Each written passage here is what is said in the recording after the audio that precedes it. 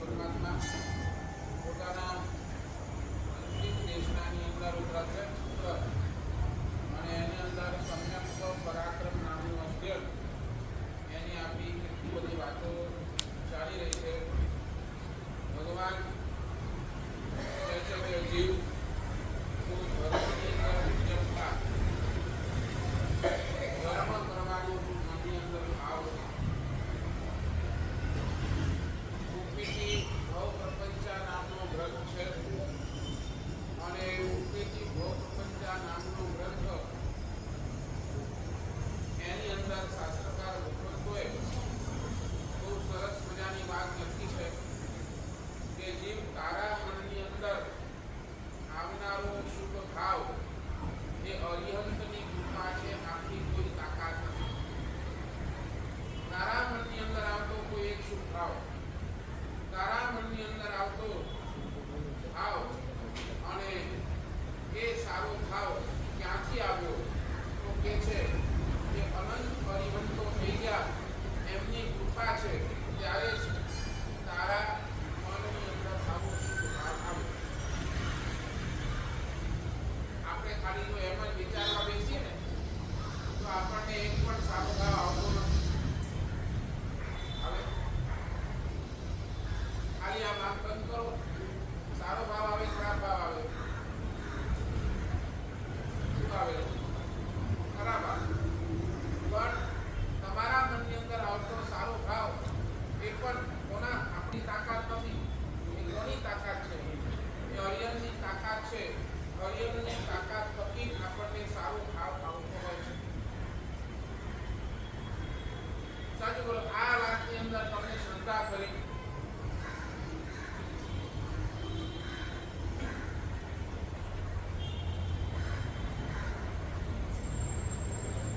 ભગવાન આપની જ કૃપાથી આજે ઉપવાસ કરવાનું મન પણ થયું ને તો ભગવાન આપની કૃપાથી મન પણ થયું ને તો એ આપની જ કૃપા હતી કે આ મન મરે છે. એટલે ભગવાન કહે છે પહેલા નંબરની અંદર તું શ્રદ્ધા લાવ.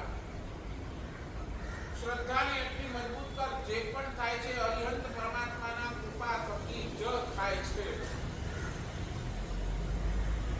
અને બીજા નંબરની અંદર વાત કરે છે જો તારી પાસે શ્રદ્ધા નથી ને તો એક કામ કર, પ્રેમ તો લાવ. પરમાત્મા પ્રત્યેનો પ્રેમ તો લાવ. પરમાત્માને હૃદયની અંદર બેસાડ. ભગવાન પ્રત્યેનો પ્રેમ તો એ ઉભો કર.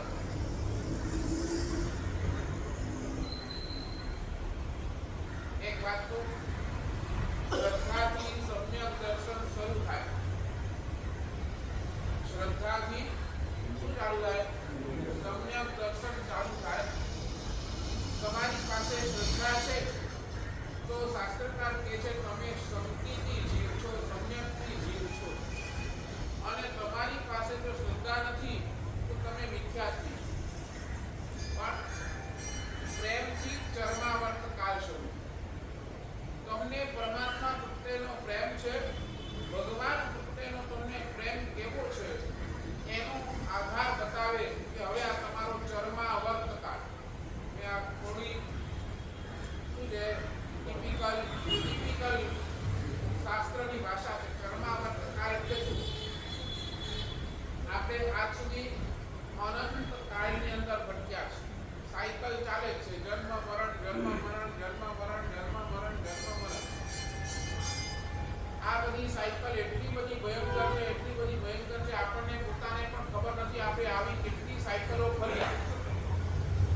આ અનંત કાળથી આ ચક્રોની અંદર ફસી અને કર્મ કરતા આવ્યા. આજ સુધી જેટલો પણ આપણે કર્યા ને એ બધું છે ને અચરમાવર્ત કાળ કહ્યું. અચરમાવર્ત એટલે બસ ફરવાનું એની સિવાય બીજી કોઈ વાત નથી. ચરમાવર્ત કાળ કોને કહેવાય? ચરમાવર્ત કાળ એટલે ચરમ એટલે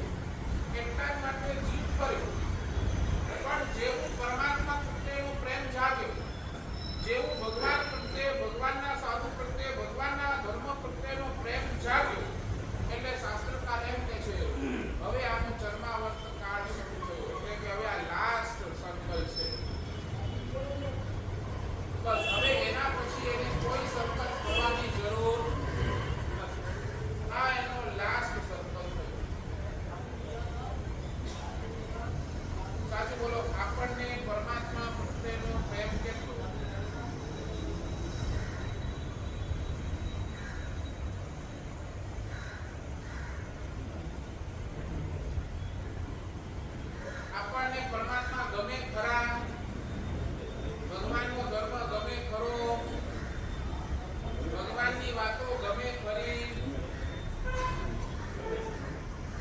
સમજે છે. જો આ પ્રેમ છે તો સમજો આપણો આ અંતિમ ચરમાવર્ત છે, અંતિમ આવર્ત એટલે અંતિમ સર્કલ છે. અને પ્રેમ નથી તો હજી તો સર્કલ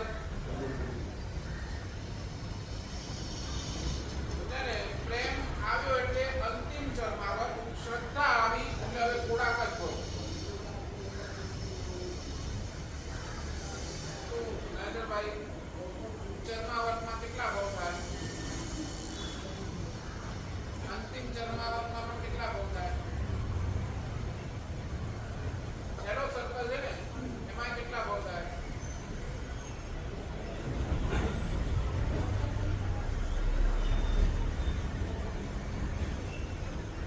અંતિમ આવર્તની અંદર શાસ્ત્રકાર કહે અસંખ્ય ભોગ થાય.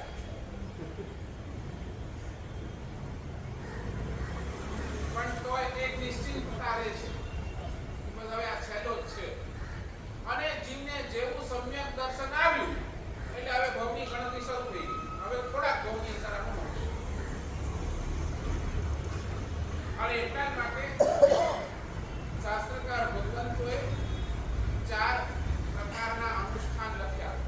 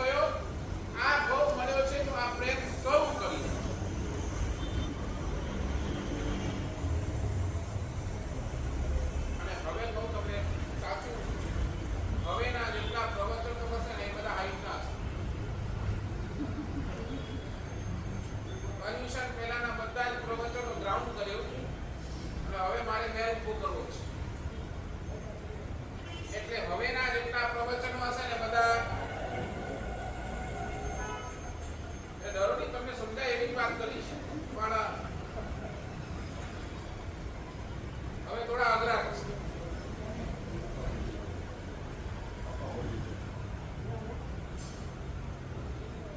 નંબર 1, પ્રેમનું પહેલું સ્ટેપ, દર્શનમાં આકર્ષણ.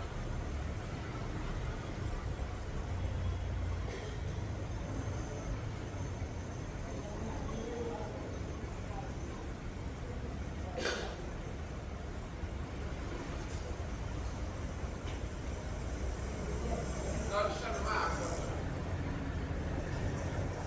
તમે પરમાત્મા પાસે આવો, ભગવાનના દર્શન કરો, તમને આકર્ષણ કેટલું.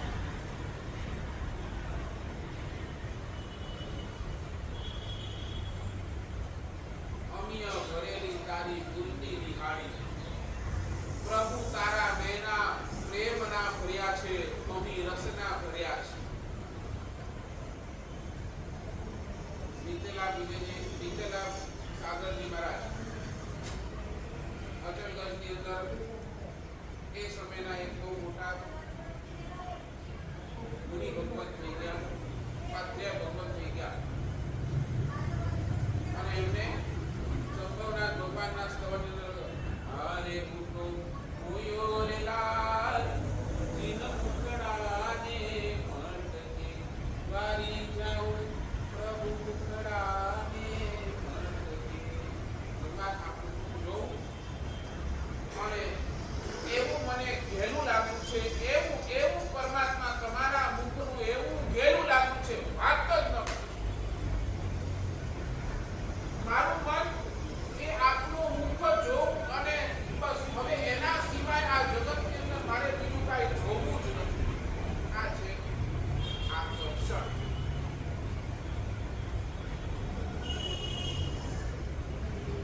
ભગવાન આપની મૂર્તિ જોવું, આપના દર્શન થયા, એના સિવાય હવે બીજો કોઈ દર્શન મને એની સામે ખેંચી જ નહીં શકે. તે હાઈટનું આકર્ષણ.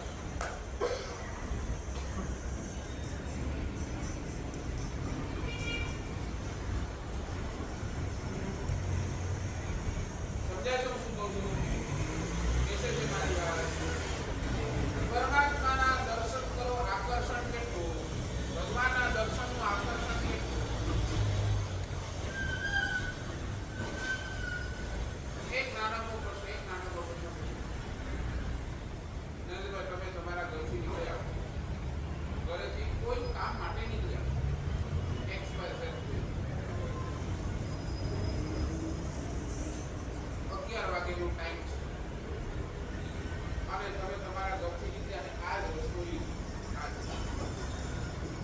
વચ્ચે દેરાસર આવે, તમે દેરાસરની અંદર આવીને દર્શન કરીને જાઓ કે એમને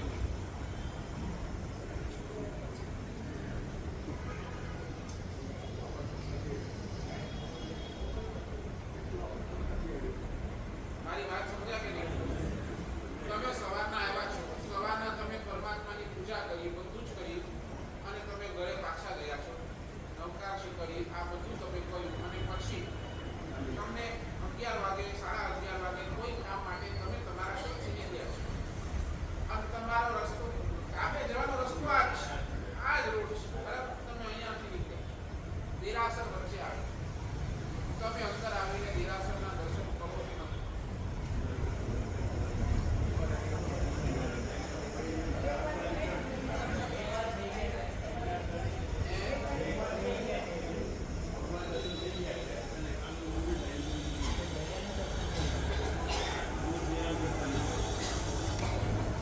શાસ્ત્રકાર એમ કહે છે, સાચું કહું, મહાનિશિક સૂત્ર આની સાક્ષી પૂરે છે. મહાનિશિક સૂત્ર આગમ ગ્રંથ છે, 45 આગમમાંનું એક આગમ, અને મહાનિશિક સૂત્ર આખું પ્રાયશ્ચિતનું આગમ છે. ઓળખો શું પાપ કર્યું છે ને એની સામે શું પ્રાયશ્ચિત આપવું, એનું આખું આગમ ગ્રંથ છે. એટલે મહાન ગ્રંથ છે, કેવા દેવાને ભણાવવાનું યોગ્ય હોય, ગંભીર હોય, પહેલા તો ગંભીરતા હોય, એને આ ગ્રંથ ભણાય.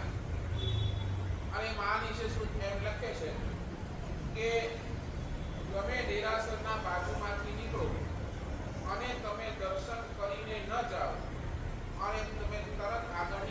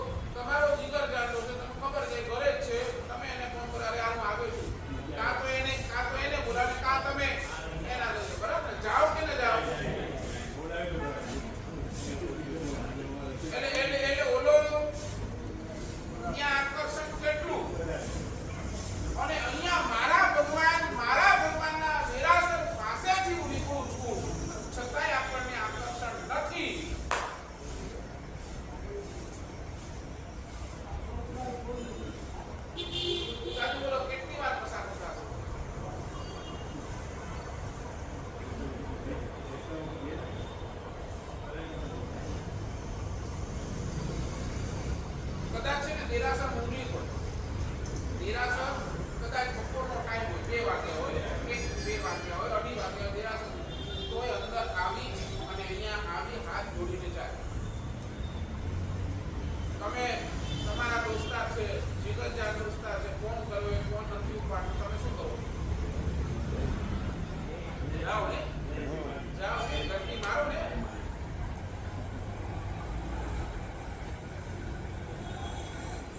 સમજાય છે ને સોલ્યુશન?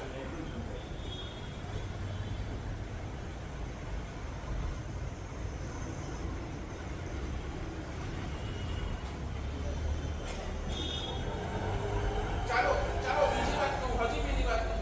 તમે તમારા ઘરેથી જેટલી વાર નીકળો, એટલી વાર ભગવાનના દર્શન કરીને નીકળો.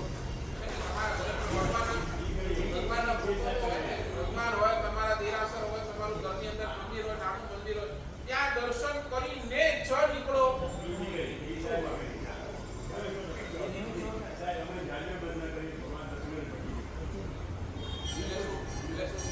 દર્શન નહીં કરવા ત્યાં જાઓ. એમની આખા દિવસની અંદર જ્યારે પણ ઘરથી નીકળો ત્યારે તમારા ઘરની અંદર જે પરમાત્માનો ફોટો એક્સપાયર છે, પાલીતાણાના આદિનાથ હોય કે ગિરનારના ડેમના હોય, હાથ જોડો, ત્યાં જાઓ, ફોટા પાસે જાઓ કે દરવાજાથી આપ કરો.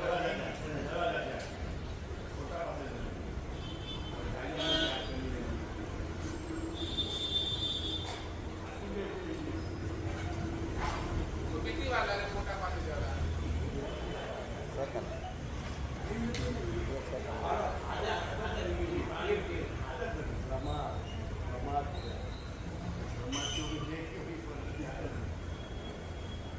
સમજ્યા ને શું કહું? આપણને આકર્ષણ નથી. આપણે છે ને ઓલી રૂટીન બેસાડી દીધી છે, આમ હાથ જોડી લીધા.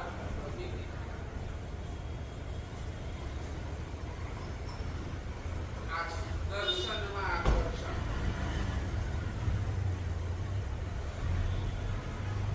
માથું નમતું જ નથી આપણું.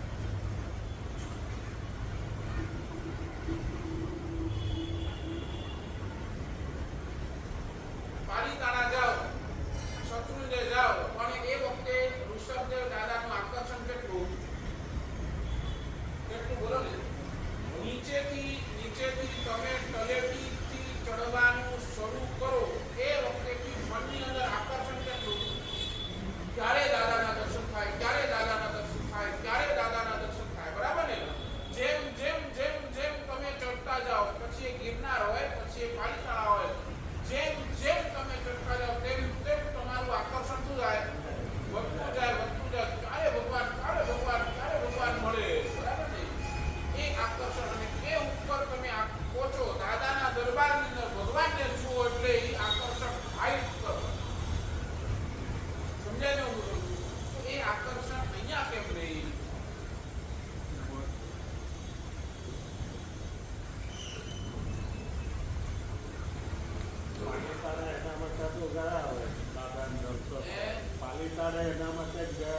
સાચું બોલો. પાલીતાણાના આદિનાથ અને અહીંયા બેઠેલા ચંદ્રપ્રભુ સરખા કે અલગ? તો જે આકર્ષણ પાલીતાણાના આદિનાથ માટે છે, તે આકર્ષણ અહીંયાના ચંદ્રપ્રભુ માટે કેમ નહીં?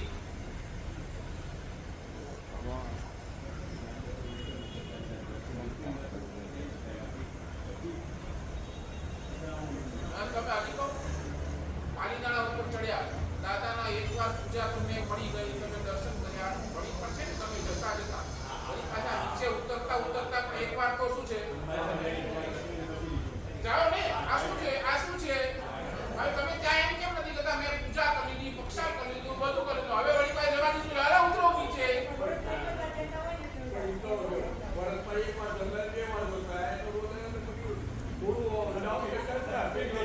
કેમ?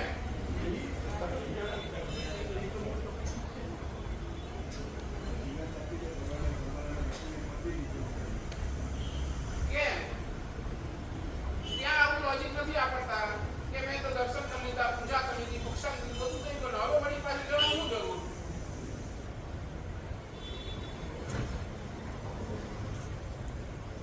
સમજ્યા નહીં? સમજ્યા?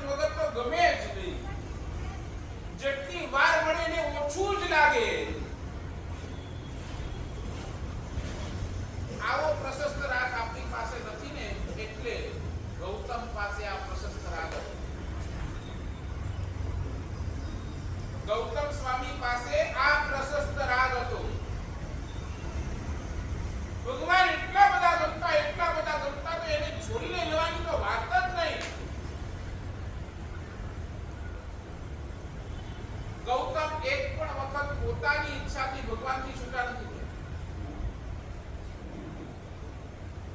જેટલી વાર પણ છૂટા પડ્યા છે ને એ ભગવાનને પૂછીને જ છૂટા પડ્યા.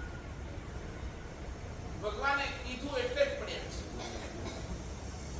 પછી એ દેવશર્માને પ્રતિબોધ કરવા જાય તો ભગવાને કીધું કે જા જઈ આવ અને ગયા. અરે ઓલી અષ્ટાપદી જાત્રા કરી આવો ભગવાને કીધું એટલે ગયા છે. પણ પોતાની મેળે ક્યારે ભગવાનથી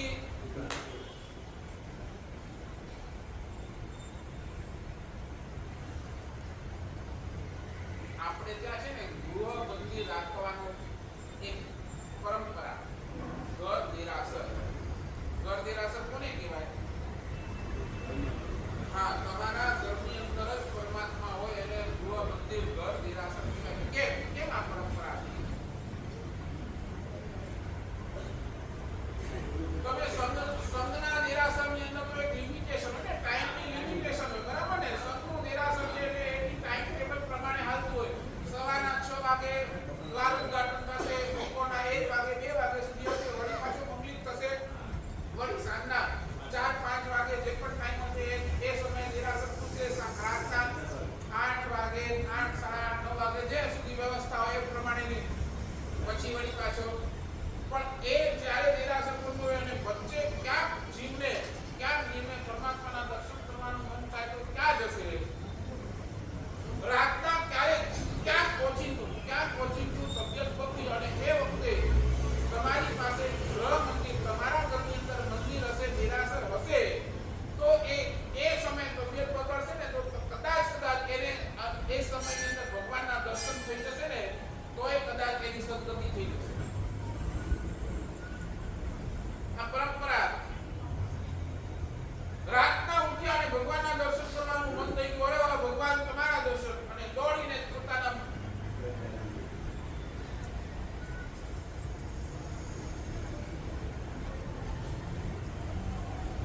દર્શનમાં આકર્ષણ. આજની ઘડિયાળ ઘડે ગણાય.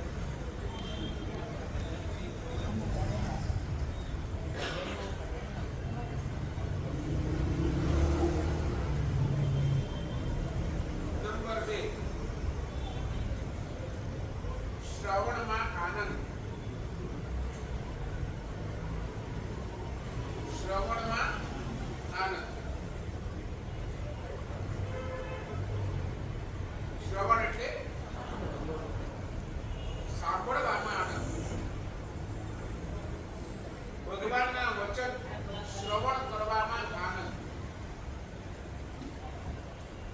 ભગવાનના વચન ઇમ્પ્લિમેન્ટ ક્યારે થશે એ જવાબ. પરમાત્માએ અનેક વચનો, અનેક આજ્ઞાઓ પોતાના એ દેશના કાળની અંદર, કેવળના કાળની અંદર ભગવાને ઘણી આજ્ઞાઓ કરી. એ બધી આજ્ઞાઓનું આપણે ઇમ્પ્લિમેન્ટ ક્યારે કરશું એ પછીની. પણ મને આ પરમાત્માના વચનો સાંભળવા મળે છે એનું આનંદ કેટલું.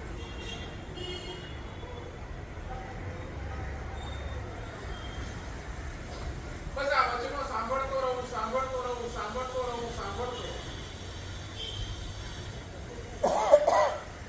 તમે અમારી પાસે આવો, તમને કેમ એટલો બધો સ્વાધ્યાયનો આનંદ કેમ? મારા ભગવાને મારા માટે આટલું બધું અને એ વાંચતો જાઉં, સાંભળતો જાઉં, સાંભળતો જાઉં, એનો આનંદ એટલો બધો છે. તમે આ મૂકી શકો.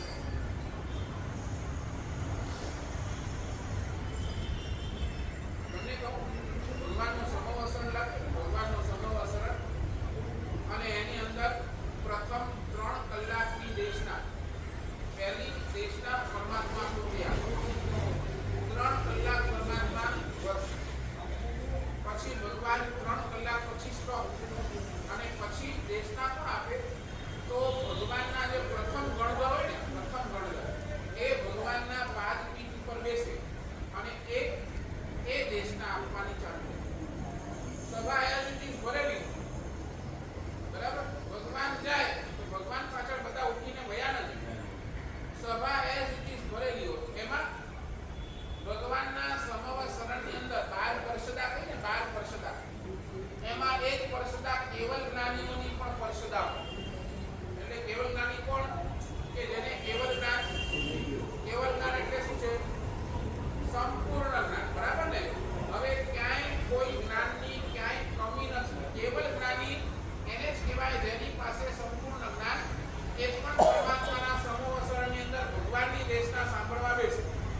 ઔચિત્ય.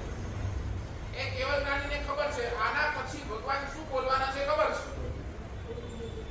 પણ એ ભગવાનનું ઔચિત્ય સાચવે નહીં. ભગવાન છે આના થકી તો મને કેવલ જ્ઞાન થયું છે ને, ઔચિત્ય છે સાચું બેસ્ટ. પણ સાચું બોલો, એકવાર ભગવાન ઉઠી ગયા પછી ગણધર ગૌતમ સ્વામી એમને હજી કેવલ જ્ઞાન નથી થયું, હજી છદ્મસ્ત છે, બરાબર ને? ચાર જ્ઞાન જ છે, હજી સંપૂર્ણ જ્ઞાન નથી. ભગવાન જાય એટલે પછી ગૌતમ સ્વામી બેસે વ્યાખ્યાના પ્રદેશના. સાચું બોલો, કેવલ જ્ઞાની ઉઠીને વયા જાય ને?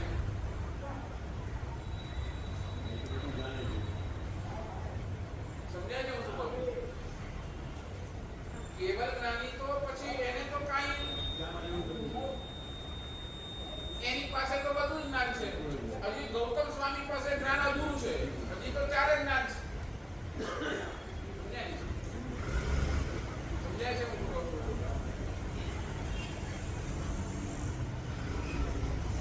સમજાય રવિભાઈ શું કીધું મેં? સમજ્યા ને? કેવલ જ્ઞાની હવે એને સાંભળવાની જરૂર કે નહીં? જરૂર છે કે નહીં? નહીં ને? ભગવાનનું સાંભળે ઠીક છે, પણ એ ગૌતમ ગણધર ભગવાનનું સાંભળવાનું જરૂર છે ને? તો એ બેસે કે ન બેસે?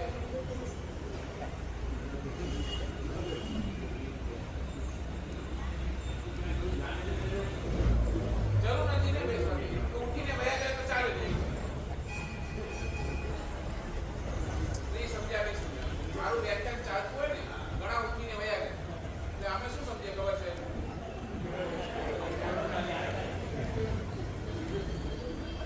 એટલે ત્યારે અમારે અમારા મનને કેવું મનાવવું પડે ખબર છે? હા, બધા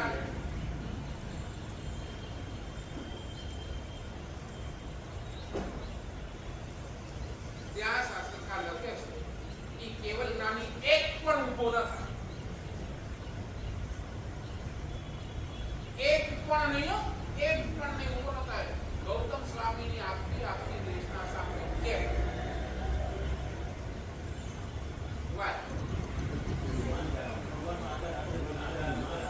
કોનો? ભગવાનનો આદર કરવો ઠીક છે, ગૌતમ સ્વામીનો આદર શું કરવાનો છે?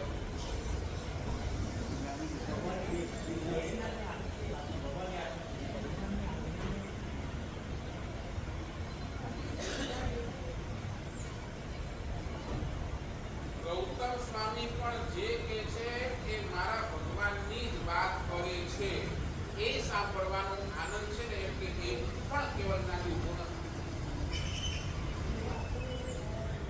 અને પાછો સાંભળે પણ કેવું ખબર છે?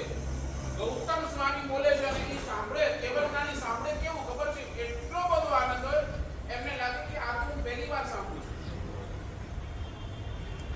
જેમ તમે બોલો છો ને, અમને તો આ ખબર જ નથી, અમે તો આ બધું પહેલી વાર સાંભળ્યું, એમ કોણ બોલતો હોય? કેવલ જ્ઞાની આમ બોલતો હોય, આ ગૌતમ સ્વામી બોલે ને, આ તો અમને પહેલી વાર જાણવા મળ્યું. બોલો કેટલું આનંદ!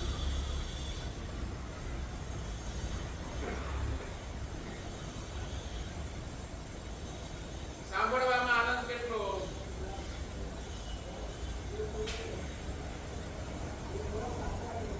અરે પરમાત્માએ છેલ્લી દેશના, ભગવાનની છેલ્લી દેશના 48 અવર્સ ચાલી.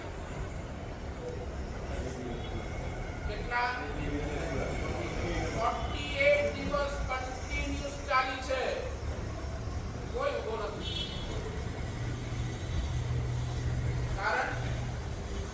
કારણ બોલો, સાંભળવામાં કે આટલું આનંદ.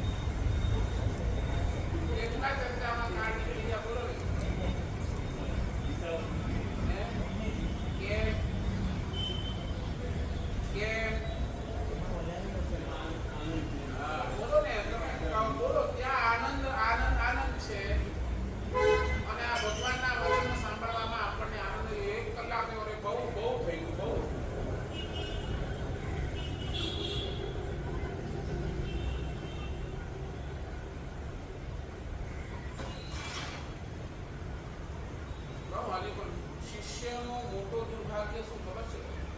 શિષ્ય માટે મોટું દુર્ભાગ્ય શું? એક શિષ્ય માટે એના જીવનનું સૌથી મોટું દુર્ભાગ્ય શું? શાસ્ત્રકાર એમ લખે છે, એક શિષ્ય માટે સૌથી મોટું દુર્ભાગ્ય એના ગુરુ કાળ કરી જાય એ નહીં, ગુરુ એમને છોડીને ચાલ્યા જાય એ નહીં, પણ જીવતા ગુરુ બોલતા બંધ થઈ જાય ને એ શિષ્યનો સૌથી મોટો દુર્ભાગ્ય. સમજાવી શકો? જીવતા ગુરુ બોલતા બંધ થઈ જાય, એની સાથેનો કોઈ બોલાચાલીનો વ્યવહાર ન કરી શકતા હોય ને એ શિષ્યનો સૌથી મોટો દુર્ભાગ્ય. તમારી ભાષામાં દીકરાનો સૌથી મોટો દુર્ભાગ્ય શું? એના પિતાજી કાલ કરી ગયા એ નહીં, પણ જીવતા પિતાજી જીવતા એને હવે કાંઈ બોલી નથી શકતા એ દીકરાનો સૌથી મોટો દુર્ભાગ્ય.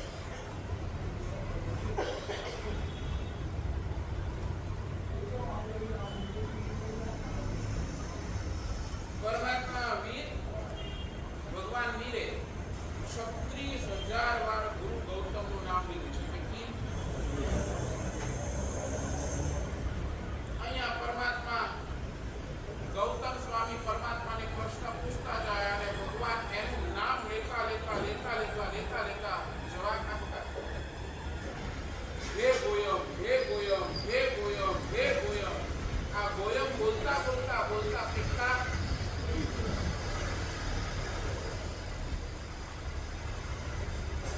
અને ભગવાન જ્યારે કાલ કરે, ભગવાન જ્યારે નિર્વાણ પામ્યા ત્યારે ગૌતમ સ્વામીને ખબર પડી અને ગૌતમ સ્વામી ધુસકે રડ્યા છે. કારણ શું? ત્યાં કારણ શું લખ્યું છે? કેમ ગૌતમ સ્વામી રડ્યા છે? એને ભગવાન નિર્વાણ પામ્યા એનો એટલો દુઃખ નહીં, પણ હવે મને ગૌતમ કરીને કોણ બોલાવશે એનો દુઃખ.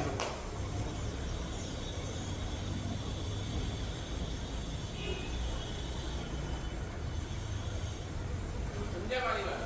હવે મને ગૌતમ કરીને કોણ બોલાવશે એનો દુઃખ એટલો બધો હતો, એટલા માટે આંસુ પડે એનો. એટલે હવે ભગવાનના વચન સાંભળવા નહીં પડે એનો દુઃખ. ખબર છે ભગવાન તો નિર્વાણમાં જવાના જ હતા, ગૌતમ સ્વામીને પણ ખબર છે, પણ છતાંય દુઃખ શેનો? હવે મને બોલાવશે.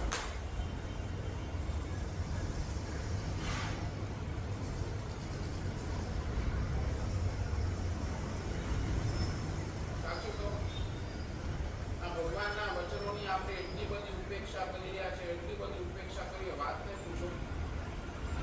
ભગવાનના મંદિરની અંદર, દેરાસરની અંદર પૂજા કરવાનું મન થાય છે, પણ આ પ્રવચન સાંભળવાનું મન હજી સુધી આપણને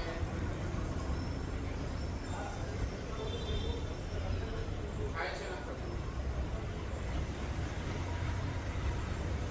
ભગવાનનું વચન મને સાંભળવા મળે છે, મારો સદભાગ્ય છે. આ ક્યારે લાગે છે આપણને?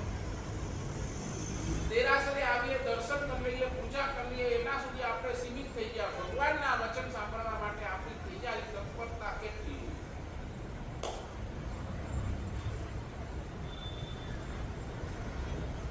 નહીં સમજે. દેરાસરમાં બેઠેલા પરમાત્મા, દેરાસરમાં બેઠેલા પરમાત્મા એ કેવલ જ્ઞાની છે. ભગવાન કેવલ જ્ઞાની છે. દેરાસરમાં બેઠેલા ભગવાન કેવલ જ્ઞાની છે અને હું અહીંયાથી જે બોલું છું ને એ કેવલ જ્ઞાન છે.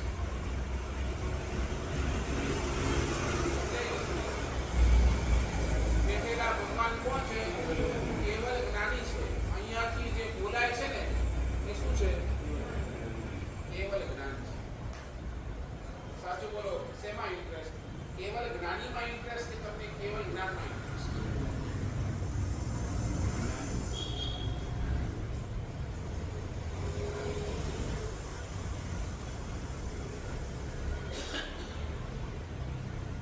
શું લાગે છે? સાચું બોલો ને, અમારું ચોમાસું કેમ નક્કી કર્યું?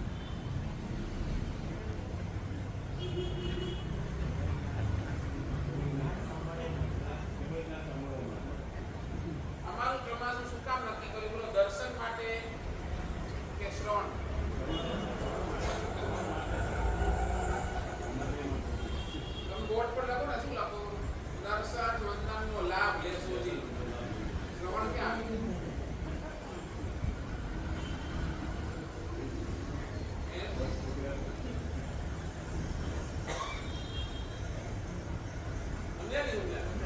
કોઈ પણ મહાત્મા તમારે ત્યાં શેષ કાળમાં પણ પધારે શેષ કાળમાં તમે શું આપો તો દર્શન વંદનનો લાભ લેજો. શ્રવણનું શું એ રૂટીન જો હવે તમારે રૂટીન ચેન્જ કરવાનું પડે. એટલે આ લખવાનું મારે કારણ શું આ નહીં તો તમે શ્રવણમાં ઇન્ટરેસ્ટ નથી.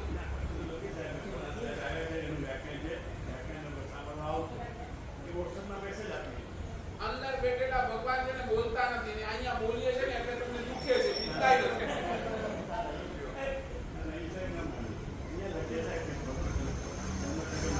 આને વ્યાખ્યાન ન હોય તો તમે આવો ને સાહેબ 2 મિનિટ ઉપદેશ આપો ને તમે પર્સનલ આવો. બરાબર. હવે હું કહું કે નહીં મારી આખી 1 કલાક માટે અનુકૂળતા નથી તો તમે આવ્યા તમે અમારી પાસે સાહેબ 2 મિનિટ કાંઈ પણ ઉપદેશ આપો. આવું ક્યારે કીધું? કેમ હું તમારો મુગલી ભરવાનું નથી કાઢ્યું.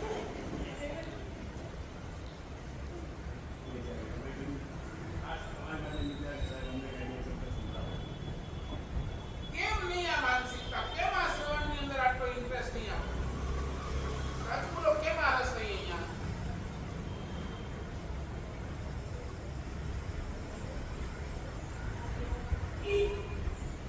સાચું બોલો, તમે રસ એમાં કેમ આ રસ?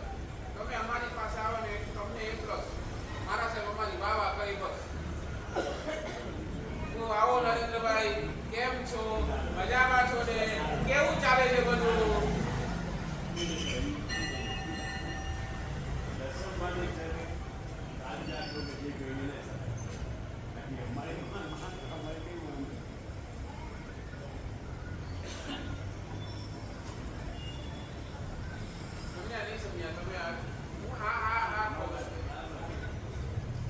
કેમ શ્રવણ માટે ઇન્ટરેસ્ટ નથી? કેમ આ શ્રવણની અંદર આનંદ નથી? સાચું બોલો ને, પ્રવચન ચાલુ હોય તો તમે કેટલી વાર ઘડિયાળ લઈ જુઓ? નહીં તોય કેટલી વાર તમે ખબર છે 2 ઠેકાણે ઘડિયાળ રાખવાની ના પાડી. 2 ઠેકાણે ઘડિયાળ રાખવાની ના પાડી છે. ક્યાં? દેરાસર અને ઉપાસને બેઠી અને સ્પેશિયલી પ્રવચન વાળું ઘડિયાળ રાખવાની ના પાડી. કેમ ના પાડી?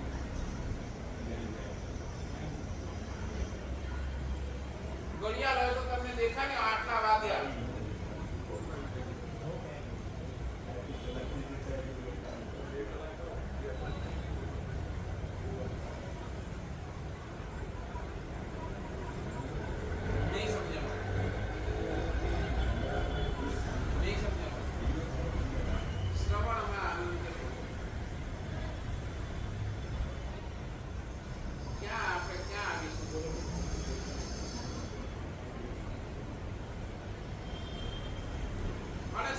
અહીંયાથી તમે બહાર જશો શું કરવાના?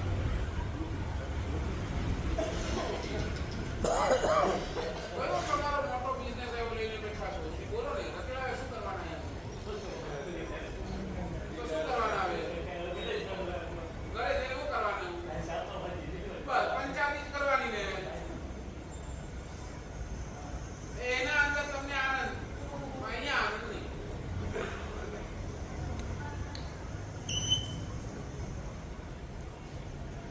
પહેલા તો વચ્ચે કીધું ને, સાચું બોલો, તમે કેટલાય લોકોને પરમાત્માની વાત કરો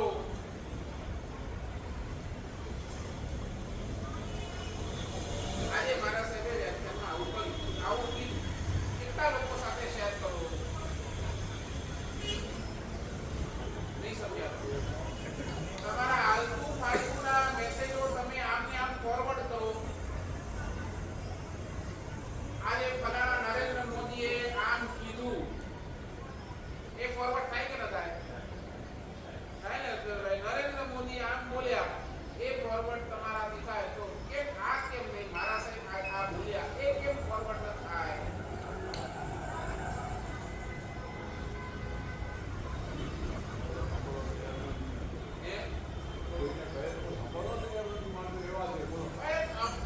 બોલવાનું ક્યાં તમે તો ફોરવર્ડ કરવાનું છે. વાંચે ન વાંચે એની મરજી.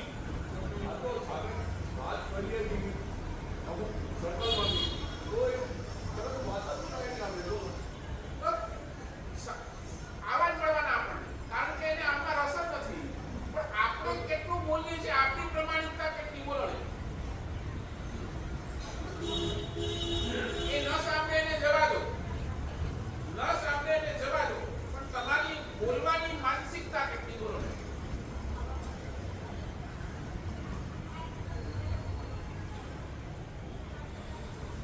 કેમ નહીં એ પૂછો. સામે વાળો આજે નથી સાંભળતો, કાલે નહીં સાંભળે, પરમ દિવસે એકના દિવસે સાંભળશે ને તમે રોજ કેસો તો સાંભળશે ને.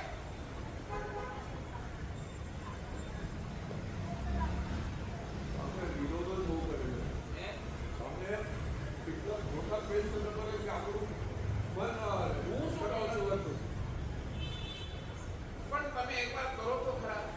તમારા ક્વેશ્ચન આવે બરાબર તો તમારે શું કરવાનું? એને શાંતિથી જવાબ આપવાનો.